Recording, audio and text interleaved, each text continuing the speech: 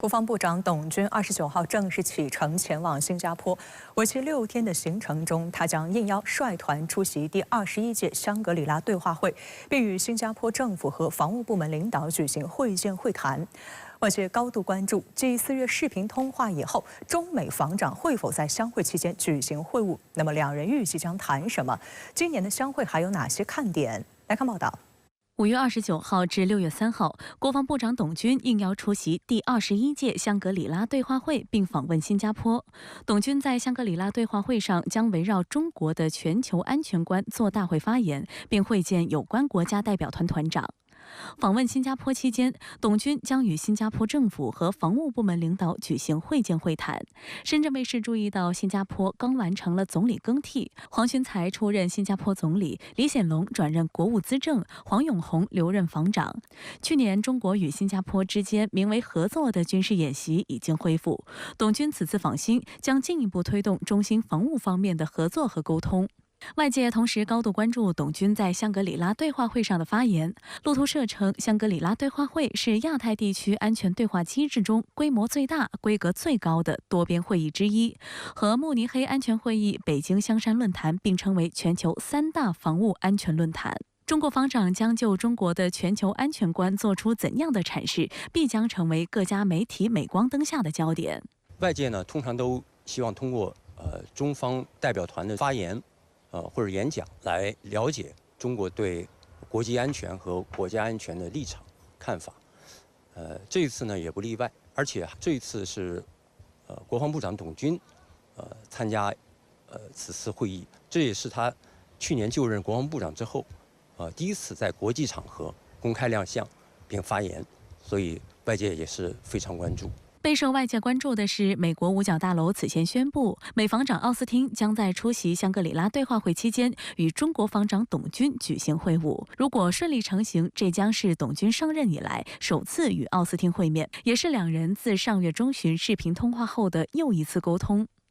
深圳卫视注意到，对于中美防长可能的会晤，国际主流媒体普遍表示乐见。英国《金融时报》称，中美两国防长进行近2年来的首次面对面会晤，将是两军重启沟通的最新一步。法新社则以中美防长将于本周末在新加坡举行罕见的直接会谈为题，指出双方进一步开展军事对话，为防止国际热点争端失控带来希望。实际上，为落实中美元首旧金山会晤达成的共识，今年以来，中美两军互动频繁。中美国防部工作会晤2024年度中美海上军事安全磋商机制工作小组会议举行，中央军委国际军事合作办公室领导应约同美国助理国防部长视频通话。观察指出，两军关系是中美两国关系的一个晴雨表，在中美关系总体发展趋稳的时候，双方军事交流互动也相应增多。不过，也有分析认为，当前中美两军互动正处在一个高度复杂的关键时期。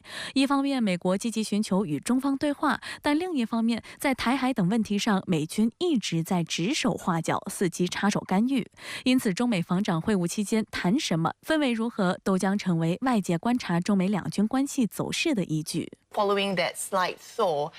in relations between China and the U.S. after that big meeting between U.S. President Joe Biden and his Chinese counterpart, today we also heard China and the U.S. holding these maritime consultations, agreeing to continue dialogue, but also that warning from Beijing for the U.S. to not infringe or carry out a provocation in nearby waters. We know this comes amid tensions in the South China Sea and Taiwan. That likely all to be on the table when the defense chiefs, if this meeting does go ahead. 中国国际问题研究院美国研究所副研究员崔磊向深圳卫视分析，这次摆上中美防长谈话桌上的议题，主要是涉及两国两军关系以及两国切身利益的几个问题。台湾问题肯定是必然两人会谈到的，因为在过去的香格里拉会议上，中方代表团把台湾问题作为一个重中之重，是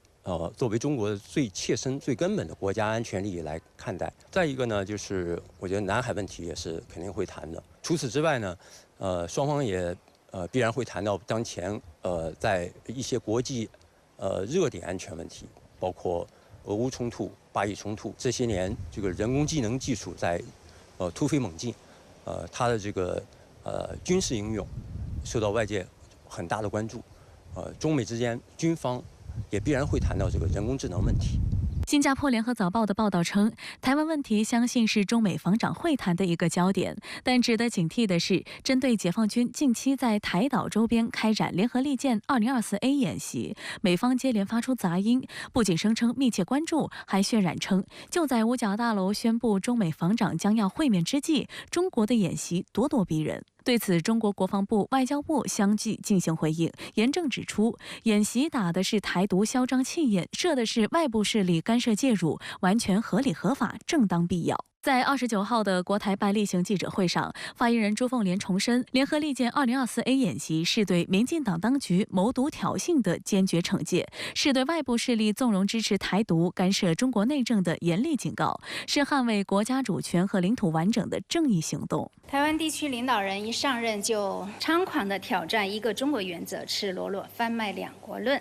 妄图推动台湾问题国际化，继续以外谋独、以武谋独，企图将台湾推向绝路。对此，我们绝不容忍，绝不姑息，绝不为任何形式的台独分裂活动留下任何的余地。外界注意到，相会举行前夕，中方在与美方举行海洋事务磋商时，已就台湾问题正告美方，一个中国原则是中美关系的政治基础，也是双方涉海对话的重要基础。台独是破坏台海和平稳定的最大威胁，美方应立即停止支持纵容台独势力，把不支持台独的承诺落到实处。根据中方发布的新闻稿，中美24号以视频方式举行了第2轮海洋事务磋商。中国外交部边界与海洋事务司司长洪亮同美国国务院中国事务协调员、东亚局驻青帮办兰默克共同主持会议。深圳卫视通过比对中美去年11月3号在北京举行首轮海洋事务磋商新闻稿发现，中美分歧点已经由上次的南海转移到台海。